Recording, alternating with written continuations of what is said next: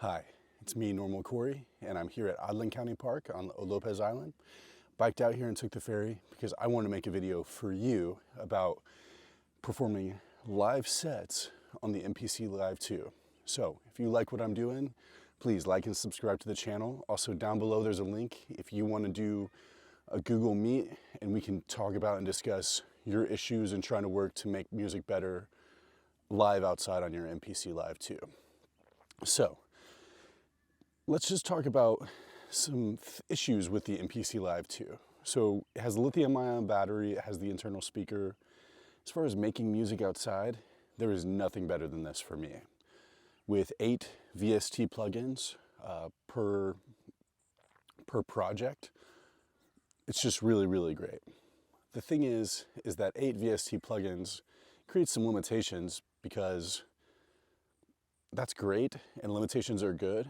And when it comes to actually playing back full live sets of music, the MPC Live, it's just a little bit limited. So I've done sets before, particularly ones when I have vocals and I'm singing, and I'm with other artists that are performing vocals and singing bands. They start and stop between songs all of the time.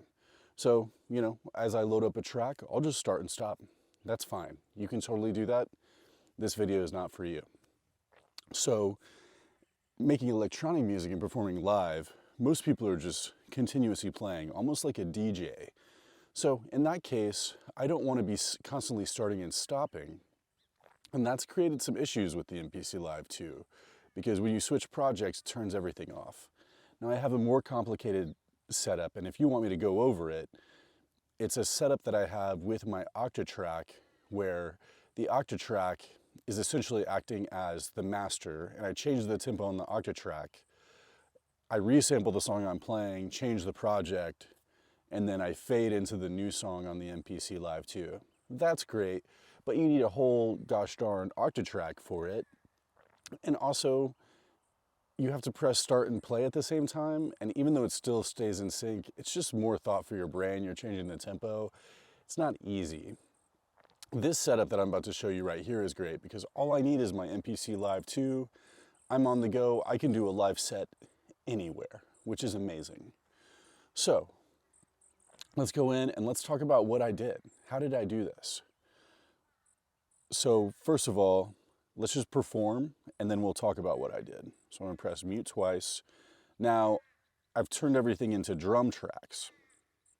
So each song is a sequence. So let's play it and then you can be like, oh, okay, cool. Corey's an actual musician. This is what he's doing.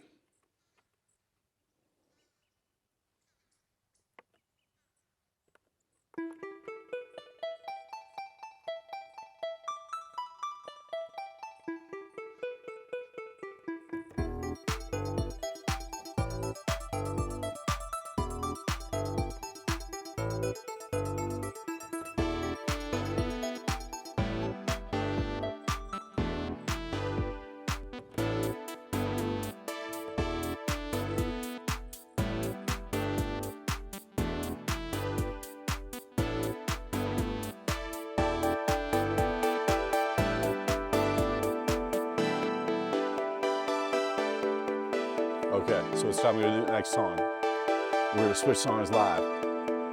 So what I need to do is go here. On the sequence, switch the song. On the track, we're gonna switch the song. Double mute again. Okay. Oh yeah. Changes the tempo and everything. Easy.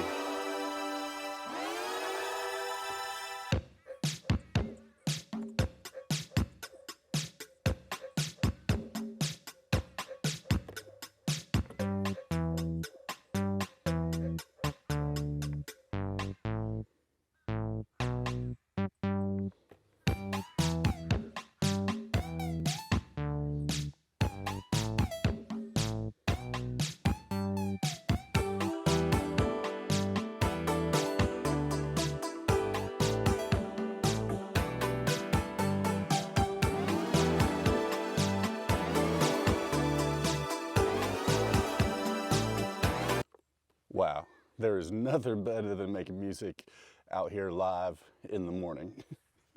I love that. So This solves a lot of problems, and it's kind of a tedious process. It really slows things down. The last video I made was about making music as fast as you possibly can on the MPC Live 2. And in this case, I actually have to slow down a little bit to make music live on the MPC. So let's just discuss this a little bit, and then I will show you how to make a track. I've kind of halfway made a track, so I can speed up this process. I don't want this video to be too long. So, first of all, I've basically bounced down all of the samples from VST plugins and the drums all onto one drum pad. And what that creates for me is a situation that, so say you're in the main track, let's go back to song 1, and let's go back to track 1. So the cool thing about drum tracks is that you get 128 drum tracks on the MPC Live 2. And don't be fooled by the name. Just because it's called a drum track doesn't mean that you can't bounce down samples and trigger them on the drum track. When you're doing this, you do need to know that you need to have them on the first bar and basically you need to trigger them on the rompler in the arrangement. You need to trigger each piece of the sample you're gonna do. So MPC, they did have, in MPC 2.0, they had a thing called clips, which they were trying to recreate something more like Ableton in the way that they have the session view, and they also have the Akai, which makes the MPC. They also have the Akai Force, which is more of a DJ device, which has, I believe it has more pads, and it's more similar to Ableton Live. So what we're doing in order to make music live outside, and we're doing full sets, we're kind of changing the game up because, you know, these pads are beautiful, but we're kind of going in and we're creating it to where we're triggering clips as opposed to playing sounds or chopping up samples, which the MPC is really, really good at. So you could do 128 different songs with this setup, but you could actually do like 128 times 8 because you get 8 different pads, but also you could have songs that are just incredibly complex.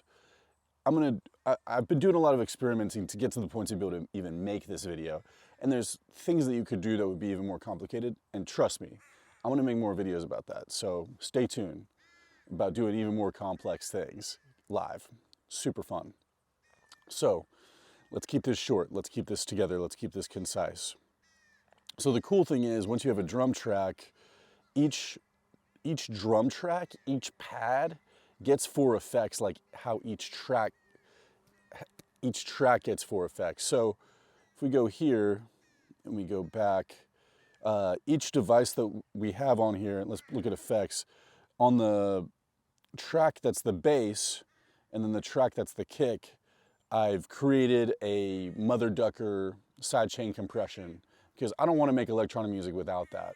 And you can go in and you can do a lot more complicated mixing within your song for your live music and create live effects with this setup, which I think is really great. So let's go in. I have each sequence as a song, and each song is saved as a drum program to put on that sequence. So it makes it really easy to load up and save everything.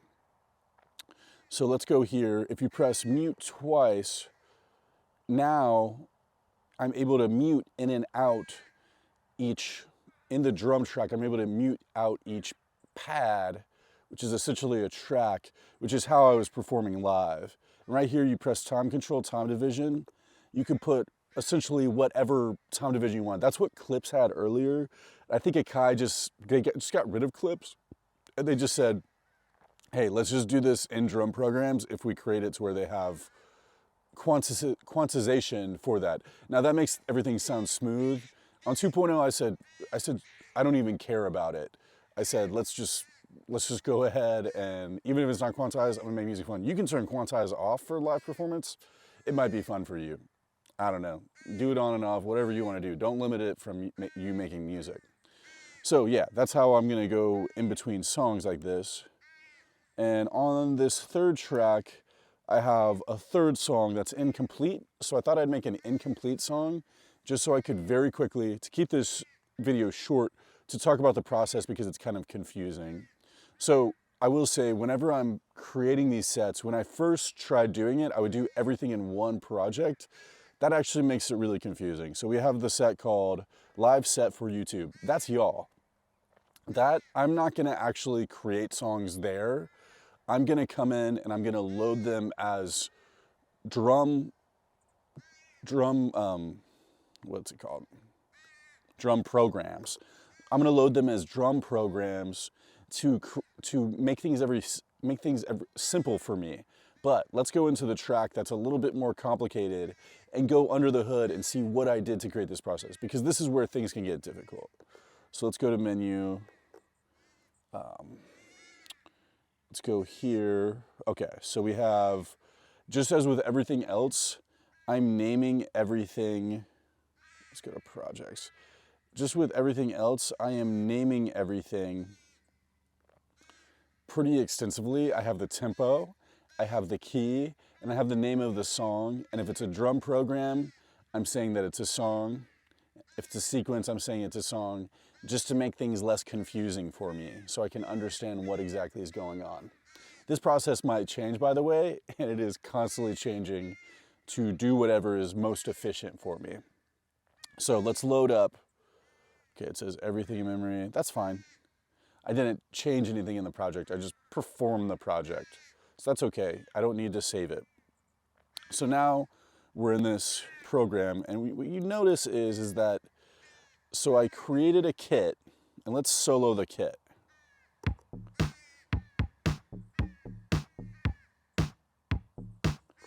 Okay, so you notice there's a bass.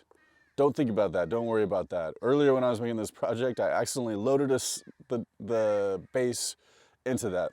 These are confusing, so that's why we don't have it. That's why we're doing this here and not in the project that we're actually going to play everything back in. So let's go here, and what I did is I pressed the pencil tool here. Let's press it, and I said explode track. Now that's really cool. You don't have to do this step. I like doing this step because I want my drums the way they're being played with all of my melodic and bass and pad samples. Just to simplify what I'm doing, I want everything on 16 pads so I can arrange everything live really simply. So once we've exploded tracks, it's going to mute that main track that you put the drums on. And then look here, we have the kick. Let's solo it. Very cool. And then we go down. And then we have the snare. Now this is a very simple drum. So just to make these less confusing, yeah, let's take those off. And let's just solo this. So then that's just the hat. So I have a very simple process going here. And then we have the bass, and then we also have a lead, which are loaded in as samples. So I've created the drum program here. Oh, let's go back. This is called 113D Beach Song, which I've uploaded into the new project. Let's solo it.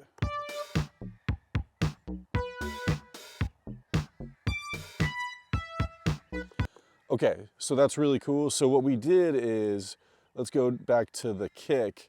Now, whenever I wanted to get that kick into that drum program, I have to press on arrangement. That's a little confusing. It's a layer in. Then you press the pencil tool and you say bounce to sample. You can also bounce to an audio track, but the MPC is also limited to 8 audio tracks. But you basically have unlimited samples if you're doing it in the drum program way. So, oh, B, we got a B. Okay, cool. Everything's running smooth. Let's go in here. So, let's just talk about the way that we did it. So, we loaded everything in, but let's just go ahead and let's actually load one in to be played back. And then I think I'll show you in the live set. We'll have it saved. And then I think we'll be at a good point. So I only have, let's turn the solo off. So I only have one VST plug-in going on this project. This seems to be easier for me. You could have 8 VST plugins laid out and then go in and bounce all of those to sample. What I find as far as the naming process, it actually makes sense to slow down at each layer, and it seems to make things simpler for me. So let's go in and let's do that. So we have our one solo it. Okay, so we need to go in here and we need to erase the notes that were on this. We want to keep it around, and we want the original drum program that's playing our song on there so we can play along with the song.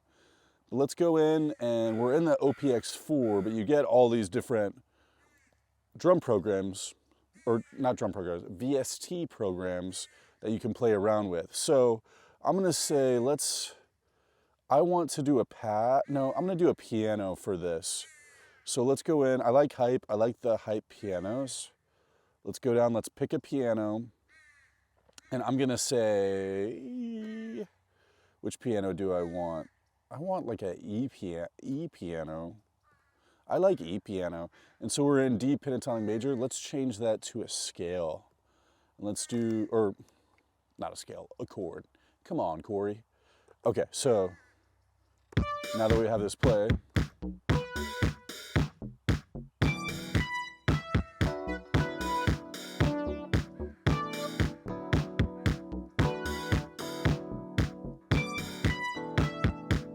okay, so let's record this in, and then we'll show you the process.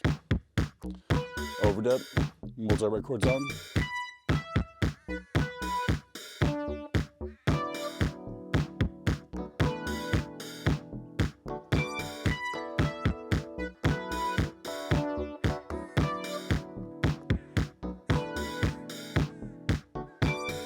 Okay, so that sounds really good to me.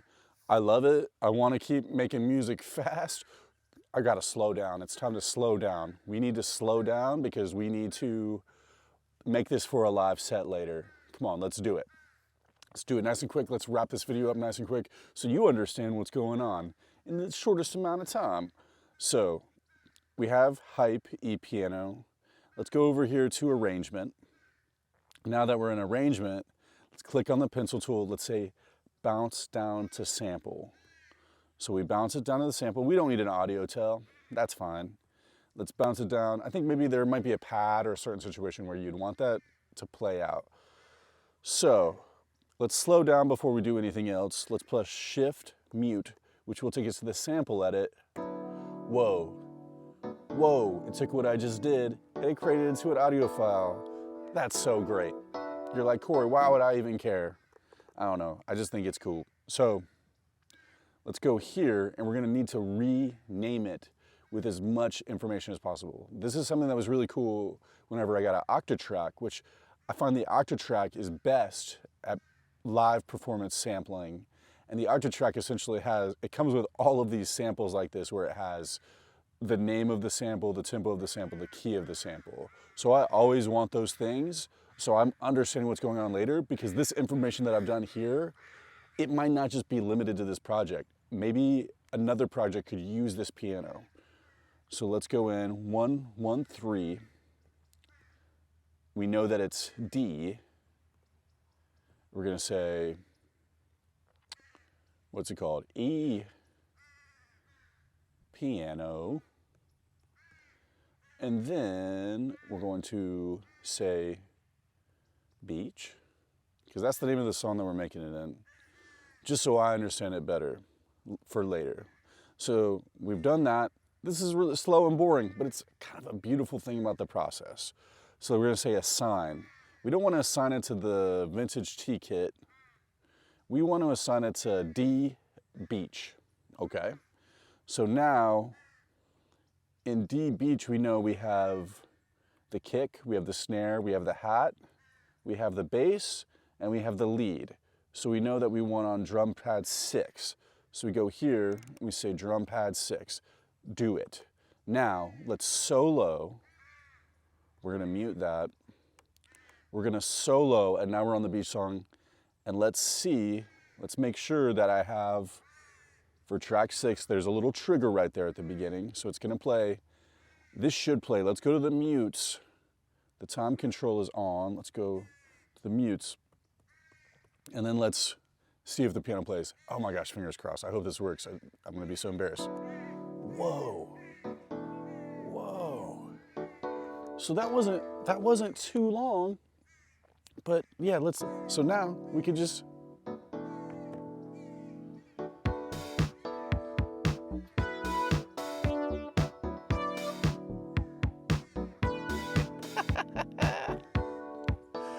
oh wow, I love making music in the morning.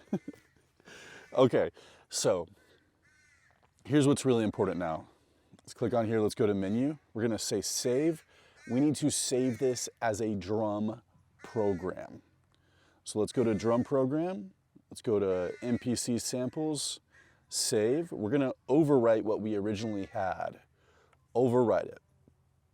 We're gonna go to save, and we're just gonna save this project just so everything in here is in here. Now, let's go back to our live set for YouTube, which is you. So grateful that you're here. Let's go back to that live set for YouTube. We're gonna load that up. Now let's go, I'm not sure if it's gonna automatically change the drum program that I had. Probably not, it might. Let's test it out. So it still doesn't have it in here. So what I need to do is, we're gonna click right here. Let's see if this works right. So let's go back to the drum programs, and we have this one. We're gonna say load. Now let's go back to the mutes. And that E piano is there. So let's go here.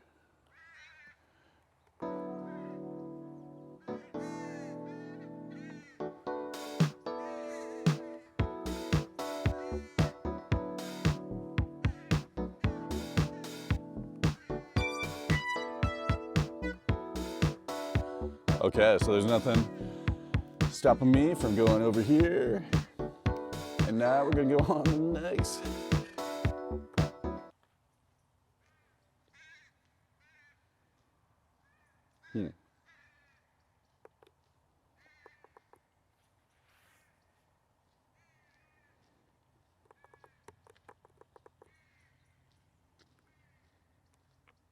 I had it on solo.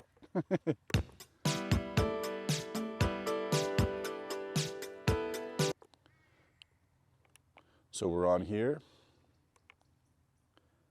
There's nothing stopping me from